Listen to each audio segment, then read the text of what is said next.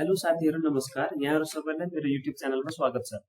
र आज म यहाँहरुलाई काउन्ट फंक्सनलाई चाहिँ एक्सेलमा कसरी प्रयोग गर्ने भन्ने विषयमा छोटो जानकारी गराउने छु। र यो काउन्ट फंक्सन भनेको स्पेशली हामीले पेरोल बनाउनको लागि एकदम उपयोगी हुन जान्छ। र यो पेरोल बनाउनको लागि यदि यहाँहरुको संस्थामा यदि एचआर डिपार्टमेन्ट अलग्गै छ भनेपछि एचआर डिपार्टमेन्टलाई एकदम उपयोगी हुन जान्छ। यदि हैन भनेपछि पनि अकाउन्ट डिपार्टमेन्टलाई एकदमै उपयोगी हुन जानेछ। र सबैभन्दा पहिला त काउन्ट फंक्सन के को लागि प्रयोग गरिन्छ त एक्सेलमा? काउन्ट फंक्सन भनेको हामीले दिएको रेन्जमा हामीले दिएको अथवा हामीले चाहिने नम्बरहरु अथवा हुन सक्छ त्यसमा टेक्स्टहरु हुन सक्छ अथवा हामीले दिएको कुनै पनि क्राइटेरिया हुन सक्छ र ती सबै क्राइटेरियाहरु मिट गर्ने कतिवटा सेल छन् त भन्ने कुरो काउन्ट गर्नु पर्यो भनेपछि हामीले काउन्ट फंक्सनहरु युज गर्न सकिन्छ। हामीले एक्सेलमा टोटल सबै गरेर 5 वटा तरिकाले हामीले काउन्ट फंक्सनलाई प्रयोग गर्न सकिन्छ। जसमा के छ भन्दा सबैभन्दा पहिला के छ काउन्ट फंक्सन। काउन्ट फंक्सनले हामीले दिएको रेन्जमा कतिवटा नम्बर भ्यालुहरु छ त भन्ने कुरो काउन्ट गरेर दिन्छ। त्यसैगरी हुन्छ हामीसँग काउन्ट ए फंक्सन। काउन्ट ए फंक्सनले टोटलमा हामीसँग नन एम्प्टी सेलहरु कतिवटा छन् त भन्ने कुरो क्याल्कुलेट गरेर दिन्छ काउन्ट ए फंक्सनले। त्यसैगरी काउन्ट ब्ल्याङ्क फंक्सनले हामीले दिएको रेन्जमा कतिवटा एम्प्टी सेलहरु छन् त भन्ने कुरो काउन्ट गरेर दिन्छ। र यसमा के छ भन्दाखेरि हामीले सिलेक्ट गरेको रेन्जमा काउन्ट ए फंक्सन र काउन्ट ब्ल्याङ्क फंक्सनले टोटल जोडेर दिँदाखेरि चाहिँ हामीसँग भएको रेन्जमा टोटल कतिवटा सेल रहेछ त भन्ने कुरा हामीले क्याल्कुलेट गर्न सकिन्छ यो दुईटालाई जोडेर। त्यसैगरी आउँछ काउन्टिफ फंक्सन। काउन्टिफ फंक्सनले हामीले कुनै पनि क्राइटेरिया दिन्छन् र त्यो क्राइटेरिया मिट गर्ने कतिवटा सेल छन् त भन्ने कुरो क्याल्कुलेसन गर्नु पर्यो भनेपछि काउन्टिफ फंक्सन हामीले प्रयोग गर्नुपर्ने हुन्छ। त्यसैगरी आउँछ अब अर्को count ifs function. Count ifs फंक्सनले के गर्छ भन्दाखेरि हामीले दुई वा दुई भन्दा बढी क्राइटेरियाहरु दिने र ती सबै दुईटै क्राइटेरिया अथवा दुई भन्दा बढी क्राइटेरियाहरु एकैपटक मिट गर्ने कतिवटा सेल छन् त भनेर हामीले काउन्ट गर्नु पर्यो भनेपछि काउन्ट इफ्स फंक्सनको हामीले प्रयोग गर्नुपर्ने हुन्छ। र यसमा मैले एउटा एक्जाम्पल दिएको छ र यो एक्जाम्पलमा यो सबै 5 वटा फंक्सनहरु मैले प्रयोग गरेर दिएको छ। र यसमा मैले के गरेको छ भन्दाखेरि कुनै पनि 10 वटा दिनमा कुनै पनि इम्प्लोइहरु छ, इम्प्लोइहरुको चाहिँ नि कुन दिनमा एब्सेन्ट हुनुहुन्छ, कुन दिनमा प्रेजेन्ट हुनुहुन्छ, कुन दिनमा चाहिँ नि यो सेल हाम्रो ब्ल्याङ्क भएको छ हैन, अथवा कुन दिनमा चाहिँ नि यसमा यो एब्सेन्ट प्रेजेन्ट या त अफ हुनुपर्ने ठाउँमा चाहिँ नि उहाँको नम्बरहरु चाहिँ मिस्टेकली टाइप भएको छ त भन्ने कुरो क्याल्कुलेट गर्नु पर्यो भनेपछि कुन फंक्सनले चाहिँ के चीज क्याल्कुलेसन गरिदिन्छ भन्ने कुरो म यहाँहरुलाई एउटा एक्जाम्पल दिन गइराखेको छु। र यसमा सबैभन्दा पहिला म काउन्ट फंक्सन युज गरेर दिन्छु है। काउन्ट फंक्सन युज गर्नको लागि इज इक्वल्स टु दिने यसमा हेर्नुस् यसमा त्यसपछि काउन्ट टाइप गर्नु पर्यो C O U N T count type गर्नु पर्यो ट्याब दिने। ट्याब दिइसकेपछि अब भ्यालु दे भनेर भन्छ हैन। भ्यालुमा हामीले कुनै पनि रेन्ज पनि दिन सक्छ र एउटा गरेर भ्यालु पनि दिन सक्छ। म ठ्याक्कै यसमा यो दुईटै युज गरेर दिन्छु। म भ्यालु 1 हो मैले कमा गरे, भ्यालु 2 हो फेरि कमा गरे, भ्यालु 3 कमा, भ्यालु 4 कमा, भ्यालु 5 कमा, भ्यालु 6 कमा, भ्यालु 7 कमा, भ्यालु 8 त्यसपछि यसमा त्यसपछि भ्यालु 9 फेरि कमा, त्यसपछि 10 नम्बरको भ्यालु यसमा चाहिँ गएँ है। ब्र्याकेट क्लोज गरे त्यसपछि एन्टर गरे। मैले के भने यहाँहरुलाई काउन्ट फंक्सनले जहिले पनि हामीलाई नम्बर भ्यालुहरु काउन्ट गरेर दिन्छ। यसमा एउटा नम्बर छ, 4 नम्बर छ, एउटा 1 छ, यो दुईटा भनेको नम्बर हो, बाकी सबै कुनै पनि नम्बर हैन। यसरी चाहिँ हामीले जति पनि हामीलाई चाहिएको छ ती सबै नम्बरहरु पनि दिन सकिन्छ। र हामीले यो यत्रो धेरै एउटा गरेर कमा दिइराख्नु पर्दैन। हामीले एक्सेलमा चाहिँ यदि सबै रेन्ज नै सिलेक्ट गर्नुपर्ने छ भनेपछि त्यही भएर मैले के गर्छु यसमा काउन्ट टाइप गरे ब्र्याकेट दिए र सिधै मैले रेन्ज दियो भनेपछि पनि मैले 1 देखि 10 मा सिधै सिलेक्ट गरेर दियो भनेपछि पनि एउटै कुरो बन्न जान्छ। एउटा सेल दिएर चाहिँ कमा गर्दै जानु र सबै रेन्जलाई नै मैले सिलेक्ट गर्नु भनेको एउटै कुरो हुन जान्छ। त्यही भएर मैले पुरो रेन्ज चाहिँ एन्टर गरे।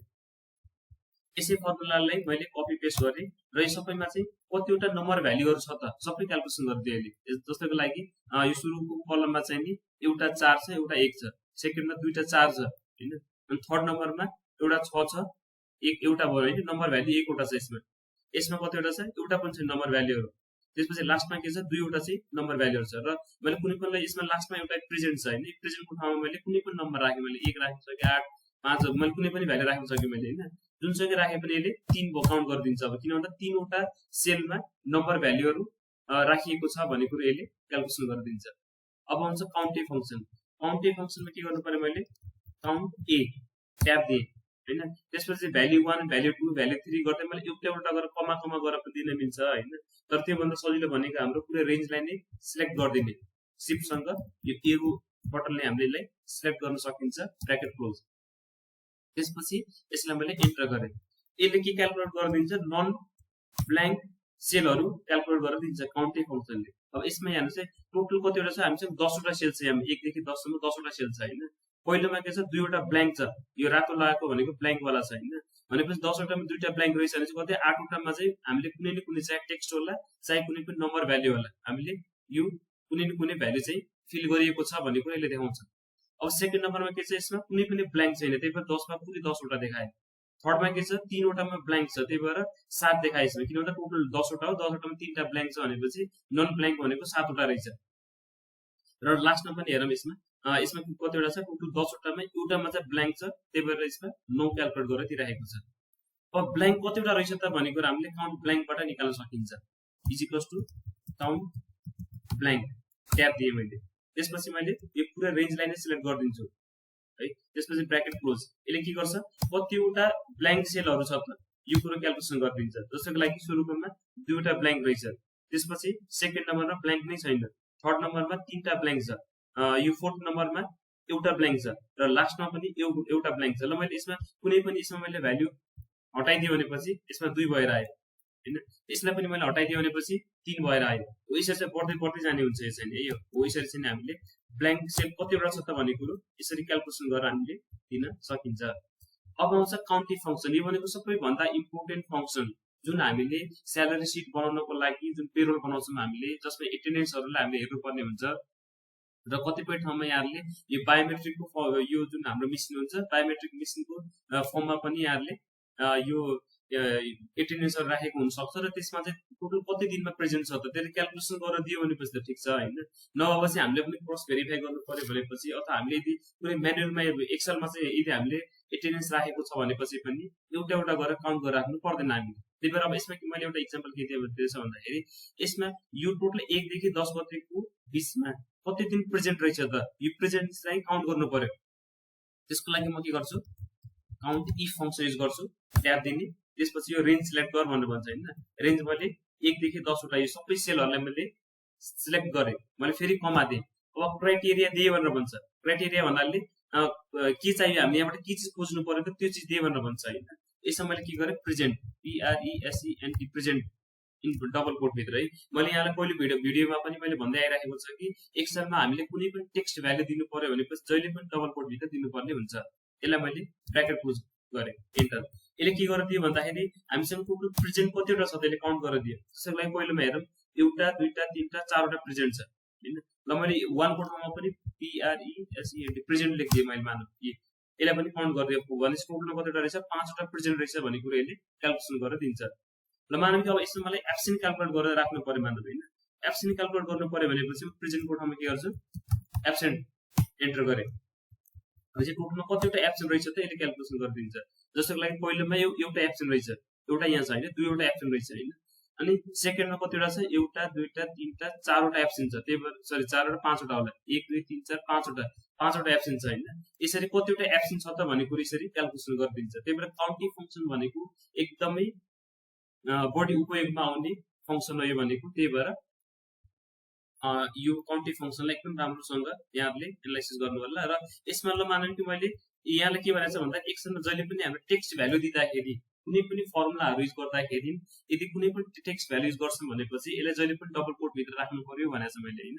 र मानौँ कि यसमा ल मानौँ कुनै पनि नम्बर खोज्नु पर्यो यो सेलबाट 4 कतिवटा 4 वटा छ त भन्ने हामीले चाहियो मानौँ मैले यसमा 4 टाइप गरेँ। तर 4 टाइप गर्दाखेरि मैले यसमा डबल कोट भित्र दिनु पर्दैन मैले इन्टर गरेँ हैन। अब मैले यसलाई कपी पेस्ट गरिदियो भनेपछि यसमा 4 कतिवटा रहेछ एउटा रहेछ। सेकेन्डमा कतिवटा रहेछ 2टा रहेछ। त्यसपछि कहीँ पनि छैन 4 हैन। ल मानौँ मैले यसको ठाउँ पनि 4 राखेँ एउटा क्याल्कुलेट गरिदियो। यसको ठाउँ पनि 4 राखेँ 2टा क्याल्कुलेट गरिदियो भनेपछि यसरी हामीले फर्मुला युज गर्न सकिन्छ। र यसमा 4 को ठाउँमा मैले डबल कोट मैले कुनै पनि ठाउँमा दिएको छैन। र यसमा मैले अहिले प्रेजेन्ट नै राखिदिन्छु है। यो हो भनेपछि अब अहिले हामीसँग 4 वटा फङ्सनलाई चाहिँ कसरी युज गर्ने भन्ने कुरो म यहाँहरूलाई इन्फर्मेसन दिइसकेको छ। र अब आउँछ लास्ट फङ्सन CountIfs फङ्सन। यसमा के भनेको छ मैले भन्दाखेरि 2 वा 2 भन्दा बढी क्राइटेरियाहरू यदि फुलफिल कतिवटा सेलमा भएको छ त भन्ने कुरा हामीले जान्नु पर्यो भनेपछि हामीले CountIfs फंक्सन प्रयोग गर्नुपर्ने हुन्छ। र यसमा मैले एउटा एक्जाम्पल दिएको छ, टोटल 12वटा मन्थ छ र 12वटा मन्थमा कुनै महिनामा प्रफिट छ, कुनै महिनामा लस छ र कुनै प्रफिट भएको कुनै महिनामा इन्सेन्टिभ पनि दिएको छ, कुनै महिनामा दिएको छैन भनेपछि टोटल प्रफिट पनि भएको र इन्सेन्टिभ पनि दिएको कतिवटा सेल छन् त भन्ने कुरा मैले काउन्ट गर्नु पर्यो। त्यसको लागि म के गर्छु, CountIfs फंक्सन युज गर्छु। यसमा के गर्नु मैले is equals to CountIfs tab दिने, सबैभन्दा पहिलो क्राइटेरिया मिट गर्ने रेन्ज दिए भनेर भन्छ हैन। पहिलो रेन्ज भनेको मैले प्रफिटमा लिए, कुनै सिलेक्ट गरेँ मैले, त्यसपछि मैले कमा गरेँ हैन। अब यसमा पहिलो क्राइटेरिया दिए भनेर भन्छ, यहाँबाट के चाहिँ खोज्नु पर्यो त मलाई, र भनेपछि मैले यहाँबाट प्रफिट खोज्नु पर्यो। मैले यसलाई डबल कोट भित्र दिए, फेरि कमा गरेँ। अनि यसमा सेकेन्ड रेन्ज दिए भनेर भन्छ। सेकेन्ड रेन्ज भनेको यसमा मैले माउस पोइन्टरले डबल ट्याप गरेर यसको घिसारे भनेपछि पनि यसलाई सिलेक्ट गर्न सकिन्छ है। अनि यसमा मैले के गरेँ, फेरि कमा गरेँ। यसपछि सेकेन्डबाट मैले के क्राइटेरिया खोज्नु पर्यो, यहाँबाट मैले एस चाहियो मलाई सेकेन्डबाट हैन। अब थर्ड चाहियो भनेपछि ठिक छ, यो स्क्वायर ब्र्याकेट भित्र छ, स्क्वायर ब्र्याकेट भित्र हुनु भनेको अप्सनल हो। हामीले चाह्यो भनेपछि यसमा कुनै भ्यालु दिन पनि सकिन्छ र चाहेन भनेपछि दिन पनि सक्दैन। तर यो जुन पहिलो क्राइटेरिया र रेन्ज र क्राइटेरियामा चाहिँ नि यो स्क्वायर ब्र्याकेट दिएको छैन। यसको मतलब यो कम्पल्सरी हामीले राख्नै पर्छ। यदि राखेन भनेपछि एक्सेलको फर्मुलाले कामै गर्दैन भन्ने कुरा हामीले बुझ्नु पर्छ। यसमा जुन हामीले स्क्वायर ब्र्याकेट भित्र भएको र नभएकोको अर्थ चाहिँ म यहाँले भन्न खोजेको। अहिले एन्टर गरेँ है। अब यसले के दियो, टोटल 4वटा भ्यालुहरु यस्तो खालको छ जसमा चाहिँ प्रफिट पनि छ र इन्सेन्टिभ पनि दिएको छ। जस्तोको लागि यो भनेको 1 भयो, यो 2 भयो, यो 3 भयो, यो 4 भयो हैन। र मानौ कि यसमा पनि मैले एस गरे भनेपछि यो 5 भएर जान्छ आफै हैन। र यसमा मैले यदि मानौ कि लस गरे भनेपछि फेरि 4 बार नै आउँछ। दुईटैमा एउटामा प्रफिट हुनै पर्यो र एउटामा यास हुनै पर्यो। दुईटै एउटै कलममा एउटै रोमा चाहिँ यदि फेला पार्छ भनेपछि यसलाई मात्रै के गर्छ, काउन्ट गरेर दिन्छ CountIf फंक्सनले। अब यो CountIf फंक्सन जुन पनि काउन्ट फंक्सनहरु छ यो सबैलाई कसरी प्रयोग गर्ने भन्ने तरिकाले मैले सब फर्मुलाहरु पनि दिएको छ। यो फर्मुलाहरुलाई पनि यहाँले रेफरेन्सको रूपमा युज गर्न सक्नुहुन्छ। र अब यो भिडियो हेरिसकेपछि मलाई आशा छ कि यहाँले पेरोल बनाउनको लागि एकदमै सजिलो हुन जानेवाला छ। र अरु अन्य कुनै पनि ठाउँमा तपाईहरुले काउन्ट फंक्सन यदि चाहिन्छ भनेपछि यो भिडियो हेरिसकेपछि यहाँले एकदम इजिली नै काउन्ट फंक्सनले युज गर्न सक्नुहुन्छ। र यहाँले यदि मसँग कुनै पनि कम्युनिकेट गर्न चाहनुहुन्छ भनेपछि मैले फेसबुकको एउटा पेज क्रिएट गरेको छ र त्यो फेसबुक पेजको लिंक चाहिँ म यहाँलाई डिस्क्रिप्सनमा मेन्सन गरिदिन्छु। र यहाँलाई यदि मेरो यो युट्युब च्यानल मन परेको खण्डमा अथवा यो मेरो यो भिडियोहरु चाहिँ मन परेको खण्डमा यसलाई लाइक, सब्स्क्राइब तथा शेयर गर्न चाहिँ नभुल्नु होला। Thank you so much for watching my YouTube channel.